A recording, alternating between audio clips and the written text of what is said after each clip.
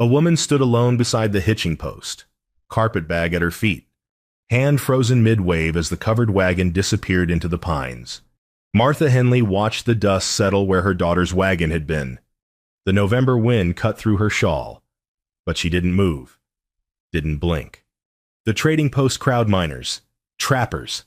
A farmer's wife pretended not to notice. She was 58 years old. She had raised Sarah alone after the mine took her husband. Sold their land to pay for finishing school back east. Wore the same 2 dresses for 5 years so Sarah could have new ones. And Sarah had just left her here like a broken chair. Ma'am. Hendricks, the trading post owner, shifted his weight. We close at sundown. Martha nodded but didn't stand. Her fingers found the wooden cross in her pocket carved by her husband's hands 20 years ago. She gripped it until the edges bit into her palm. The farmer's wife whispered to her husband, "Shameful. Leaving your own mother?" The husband grunted, "Ain't our concern." They loaded their wagon and left. One by one, the others followed. Martha sat on the bench outside the trading post as the sun sank behind the mountains. The temperature dropped.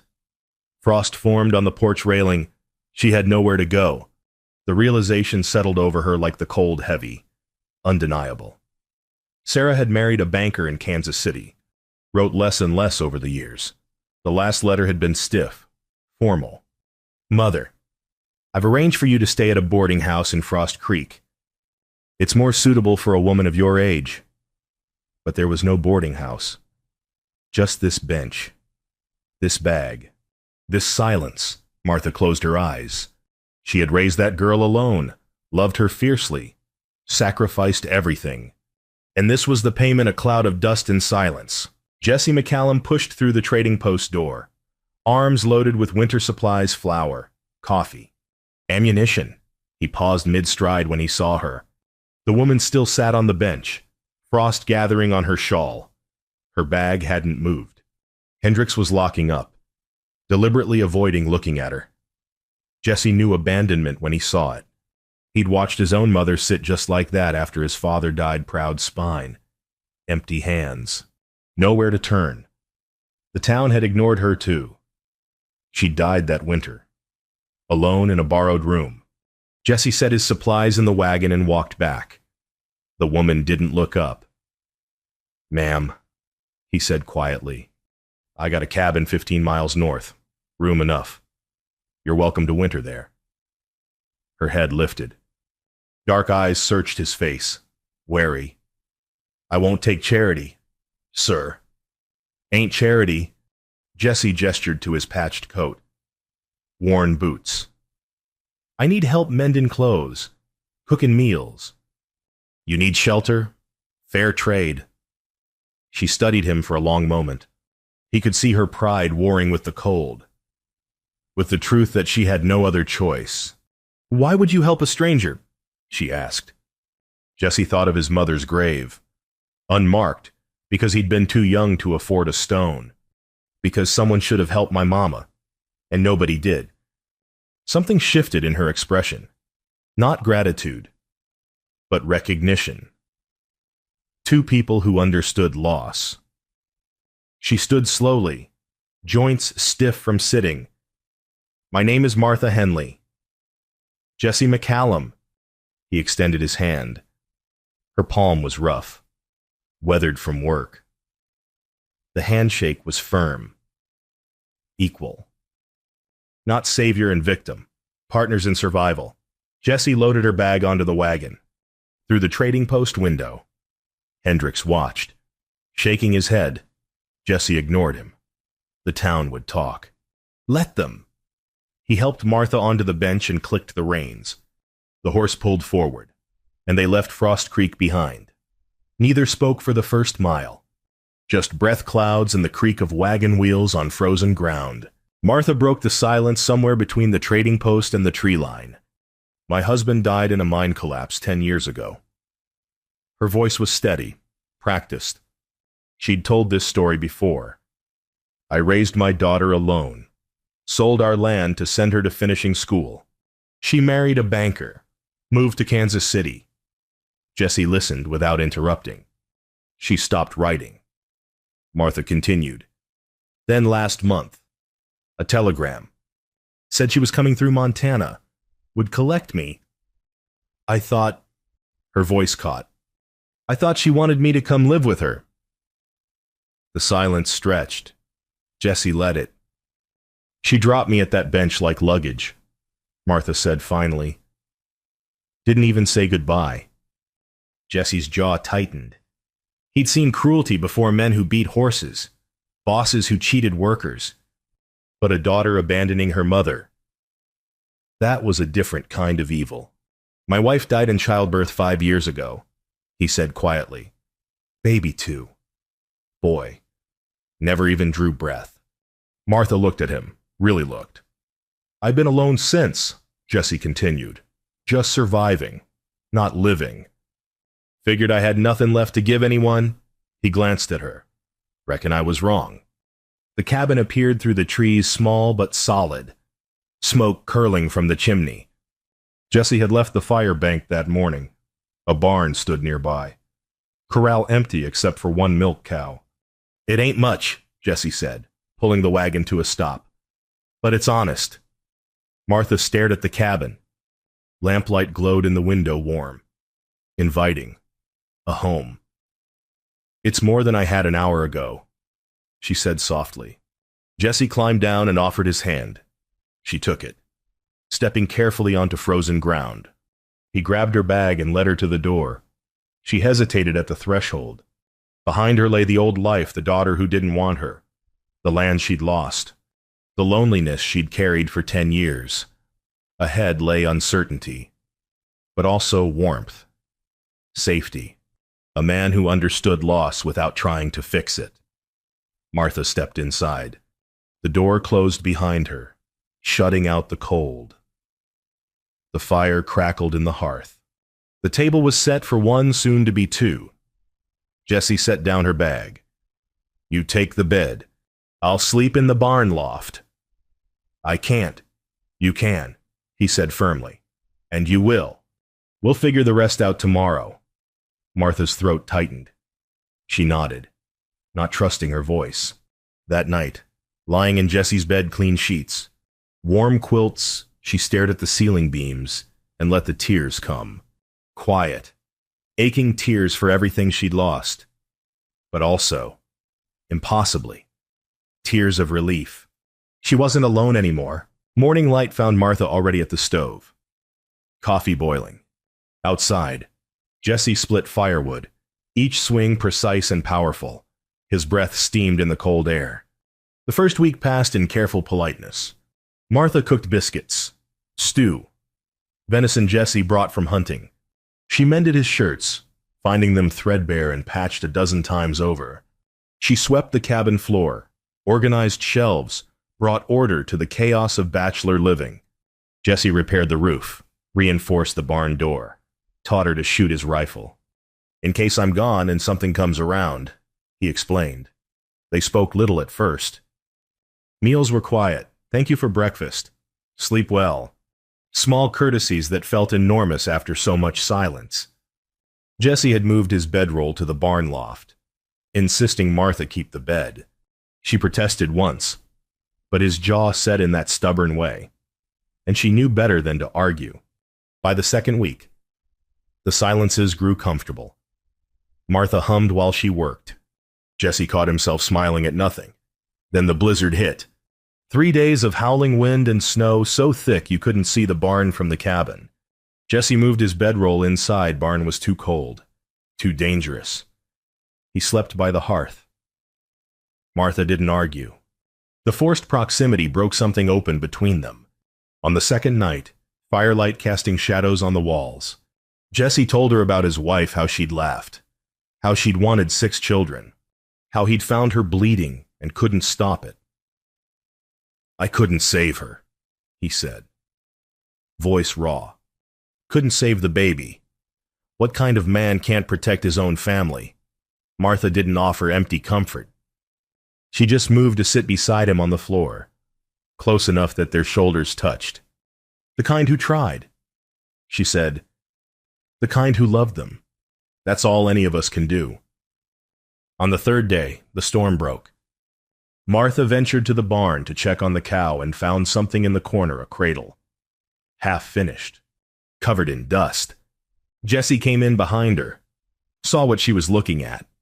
Couldn't finish it, he said quietly. Couldn't burn it neither.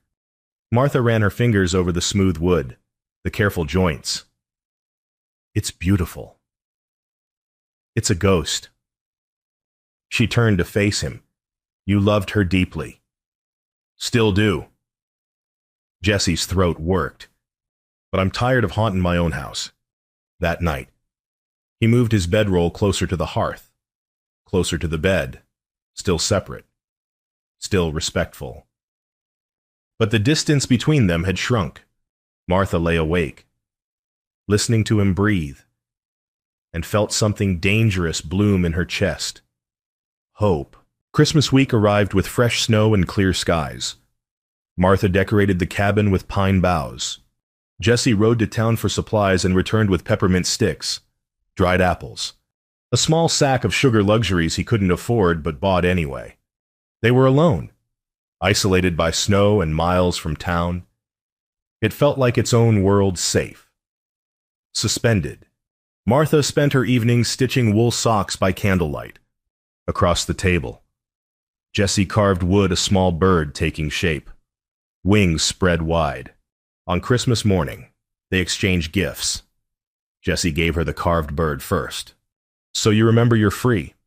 He said, you ain't trapped here. You can leave any time. Martha held the little wooden bird, throat tight, and go where, anywhere. But I hope... He stopped, cleared his throat. I hope you stay. She handed him her gifts, the wool socks, still warm from her hands, and a quilt she'd mended from scraps. You were freezing in that barn, she said. You needed this more than I did. Jesse stared at the gifts like they were gold. Martha, no one's taken care of you, she said softly. Not in a long time. Let me... His eyes met hers, and the space between them felt charged, electric. Then Martha's breath caught a cough, then another. By evening, she was burning with fever. Jesse moved into action like a general. Cold compresses, willow bark tea, broth he made from scratch. He sat beside the bed all night, changing the cloth on her forehead, holding her hand when she thrashed with fever dreams. She woke once in the dark, confused. Jesse, right here, his voice steady and close. Don't leave. Never. She slept. When the fever broke on the third day, she woke to find him asleep in the chair beside the bed, head tilted at an awkward angle, hands still wrapped around hers. Martha watched him in the morning light, this man who'd given her everything, asked for nothing. This man who was breaking open her carefully guarded heart. Jesse, she whispered. He startled awake. You need something? Why are you so kind to me? He was quiet for a long moment. Then maybe God sent you. Martha, maybe you're the answer to a prayer I stopped praying. Her defenses crumbled. I'm not an answer, Jesse. I'm just a woman left on a bench. No. He leaned forward, intense. You're the bravest soul I ever met. You survived when you had every reason to quit. You walked into a stranger's cabin and made it a home. You gave me something to wake up for. What are we doing? She asked, voice trembling. Surviving, he said. Together. That a sin. She didn't answer, didn't know how. But when he stood to make breakfast, she didn't let go of his hand right away. And that, more than words, was answer enough a week later. Jesse rode to the trading post for supplies. He returned late, face troubled. Town's talking, he said quietly. About us. Martha set down her sewing. What are they saying, Alcon? That I took in a woman. That we're living in sin. That it's a disgrace. The outside world, which had felt so distant, suddenly pressed close. Martha's stomach twisted. I should leave. No. Jesse, I'm ruining your reputation. I don't give a damn about reputation, he said fiercely. But I give a damn about you. And if staying here makes you feel shame, then I don't feel shame. She interrupted. She stopped, couldn't say it. Couldn't name the thing growing between them, because naming it made it real, made it fragile, made it something that could be lost. Jesse crossed the room, stood in front of her. What do you feel? Martha. She looked up at him. Afraid. Of what? That this ends. That you realize I'm just a burden. That. He cupped her face in his rough hands. You ain't a burden. You're the only light I got. Then he kissed her gentle, questioning, giving her every chance to pull away. She didn't. She kissed him back, pouring 5 years of loneliness into it. 10 years of being unwanted. A lifetime of believing she wasn't enough. When they broke apart, both breathless, Jesse rested his forehead against hers. We'll figure it out, he whispered. Together. Martha nodded, wanting desperately to believe him. But the outside world was coming, and with it, judgment. The letter arrived in late January. Jesse tossed the envelope onto the table. Sarah's handwriting. Martha's hands trembled as she picked it up. She read in silence. Jesse watched her face go pale, then blank. What's it say? Martha set the letter down carefully. She sent money, $50. Says I should find lodging by spring. That this arrangement is, her voice cracked, inappropriate. Jesse's jaw clenched. That girl, don't. Martha stood abruptly. Don't say anything about my daughter. Your daughter threw you away. She's still my daughter. Then why ain't she here? Jesse's voice rose. Rare anger breaking through. Why ain't she the one taking care of you? Why is it some stranger she thinks is taking advantage? Maybe. She's right, Martha shouted back. Maybe I am ruining your life. Maybe I should what leave go where? Martha, back to that bench. The words hit like a slap. Martha grabbed her carpet bag from the corner and started shoving clothes into it. What are you doing? What I should have done weeks ago. Tears streamed down her face. I won't be your shame, Jesse. I won't be the town scandal. You deserve better than... You don't get to decide what I deserve. He crossed the room, stopped just short of touching her. I know what I deserve. I deserve to be alone. To spend the rest of my life with ghosts. That's what I earned when I couldn't save my wife. My son, Jesse. But you made me think maybe I get a second chance. Maybe God ain't done with me yet. His voice broke. Don't take that away. Martha stared at him, chest heaving. You don't understand. You don't know what it's like loving someone who don't love you back? The hell I don't. Jesse's eyes were wet. I buried my wife and baby. You think I don't understand loss? You think I don't understand giving everything and getting nothing back? The fight drained out of her.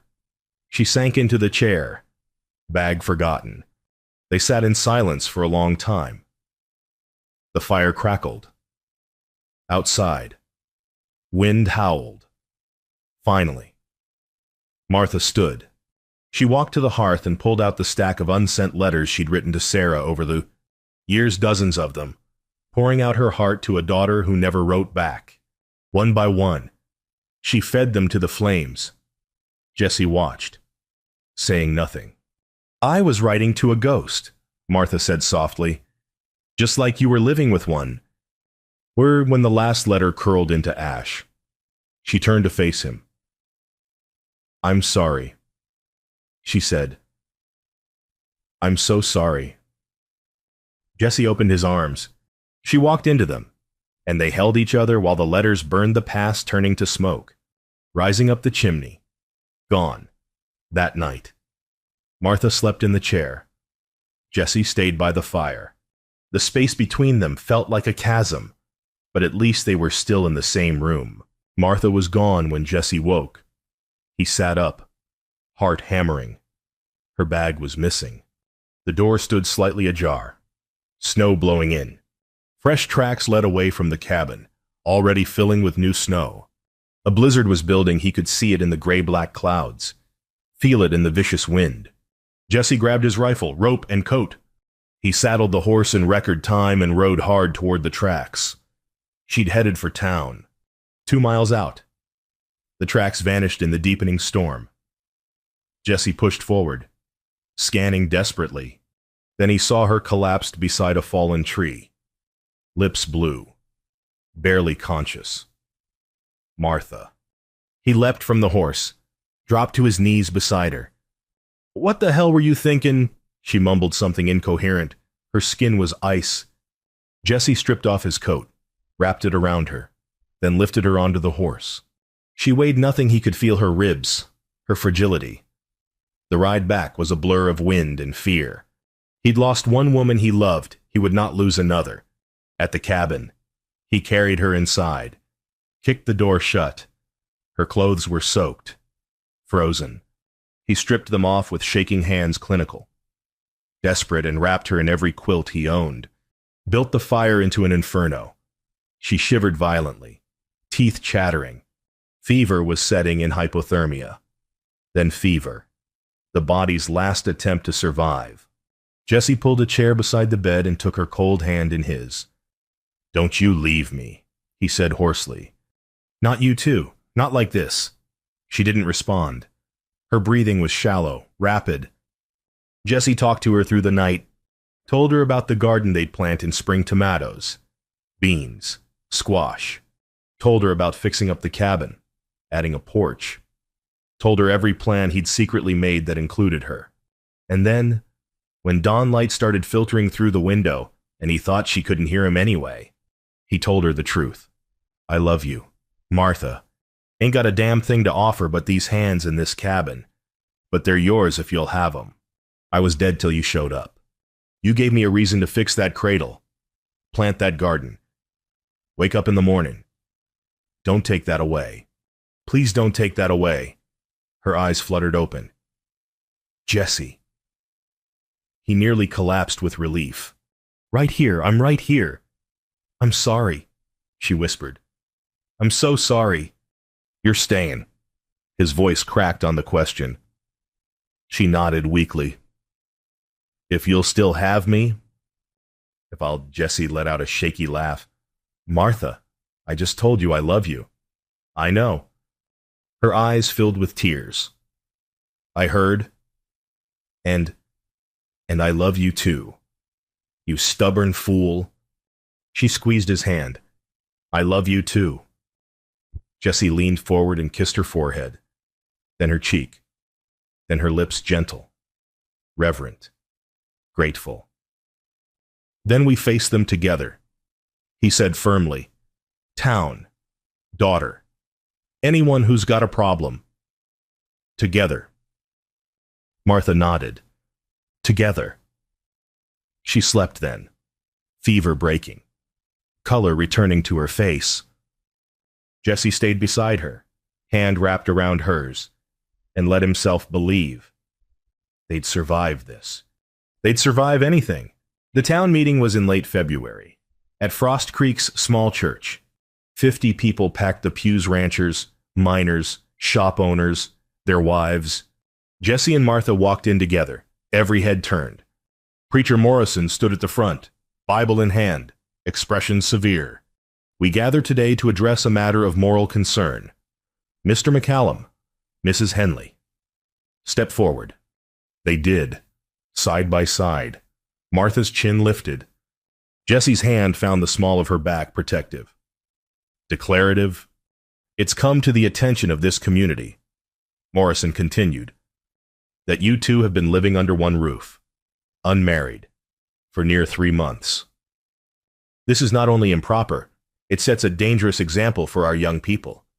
A woman in the front row nodded vigorously. A man muttered agreement. "Do you deny these accusations?" Morrison demanded.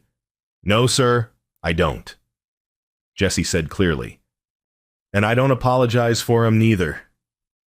Gasps rippled through the crowd. Jesse stepped forward. This woman was left to freeze on a bench. Her own daughter threw her away like trash. I gave her shelter roof, food, warmth. That's what Scripture says. Ain't it feed the hungry, clothe the naked, shelter the stranger? Morrison's face reddened. Scripture commands love. Jesse interrupted. Decency, compassion. This town watched Martha sit on that bench and did nothing. Didn't offer help. Didn't offer a room. Didn't even offer a kind word. Just watched. So don't stand there and preach to me about morality when you let a woman near freeze, 'cause it was. Inconvenient. How dare you? I dare because I'm tired of hypocrites. Jesse's voice rang out. You judge her, judge me. I gave her my cabin, my food, my protection. If that's a sin, then send me to hell. But she stays. Martha stepped beside him, found her voice. I'm not ashamed. My daughter abandoned me. This man gave me family. If you can't see the holiness in that, then you're the ones needing salvation, not us. Silence. Heavy, shocked silence. Then, from the back, an old widow stood, Mrs. Peterson, whose children hadn't visited in 5 years. My family don't visit neither, but I'm still here, and if I was freezing, I'd hope to God someone like Jesse would help. A rancher stood. Known Jesse 20 years, honest as they come. If he says it's right, it's right. Another woman. We should be ashamed, not them. The tide was turning. Faces that had been hard softened. Morrison looked around. Authority crumbling. Jesse turned to Martha. In front of 50 witnesses, he dropped to one knee. Martha Henley, will you marry me? Build a life with me. Let me love you proper. In the eyes of God and these people, tears streamed down Martha's face. Yes, God. Yes. The church erupted, half cheering, half still grumbling. But the choice was made. The stand taken. Morrison had no choice. Fine, I'll perform the ceremony. But there will be conditions. We'll find someone else, Jesse said flatly. Someone who don't make love sound like punishment. They walked out together, hand in hand, into the cold, bright day. Behind them, the town divided, some angry, some moved, all of them witnesses. And Jesse and Martha didn't care. They had each other. That was enough. Spring came to Montana like a blessing. Snow melted. Wildflowers exploded across the meadow. Their cabin now stood surrounded by color, the air warm and sweet. Martha wore a simple white dress, wildflowers woven into her hair. Jesse had trimmed his beard, wore his cleanest shirt. They stood in front of the cabin. 30 neighbors gathered around. Elder Thomas from the neighboring town, a kind man with soft eyes, performed the ceremony. Do you, Jesse McCallum, take this woman? I do. Jesse said before Thomas finished. I surely do. Martha laughed, tears spilling over. Let him finish, do you? Martha Henley. I do, she interrupted. I absolutely do. More laughter. Thomas smiled and shook his head. Then by the power, just kiss her already. Someone shouted. Jesse did. Long and deep and proper, wife to husband, husband to wife. The crowd cheered. Even Hendricks from the trading post had come, bringing smoked ham as a grudging peace offering. Tables were laid out, food, drink, fiddle music. The community that had judged now celebrated. Not all of the Morrisons stayed away, a few others too. But enough. More than enough. That afternoon, after the guests left, Jesse and Martha planted their garden together. They worked side by side, kneeling in the rich soil. Martha pulled Sarah's last letter from her apron pocket, the cold, transactional one. She folded it carefully and buried it beneath a rose bush. Something beautiful might grow from it, she said softly. Jessie covered her hand with his. Already has. They planted tomatoes, beans, squash, herbs. Each seed a promise, a future, a choice to build instead of mourn. As the sun set, they sat on the porch Jessie had built during winter, when he first let himself hope. Martha's head rested on his shoulder. His arm circled her waist. Ever regret it? He asked quietly. Stayin'. Martha looked at him, this man who'd saved her. Not with grand gestures, but with daily kindness. Who'd built her a home when she had none. Who'd loved her when she thought she was unlovable. Every morning I wake up, she said. I thank God that wagon left. Led me here. Led me to you. Jessie kissed her temple. We built this, you and me. Log by log. She agreed. Day by day. Inside the cabin, visible through the window, the cradle sat by the fire. Jessie had finished it over winter sanded smooth, oiled to a soft glow. It held knitting now, and seeds for next year's planting, and the small wooden bird he'd carved her for Christmas. Symbols of hope, promise, future. They sat together as stars emerged, watching night settle over their land. Two people who'd been abandoned, who'd been lost, who'd found each other in the margins and built something true. Family wasn't blood. It was who stayed when the cold came, who built with you when the world said run, who chose you, over and over, through storm and doubt and dailiness. Jessie and Martha had chosen each other, and that love built through hardship and healing was the kind that lasted, the kind worth telling.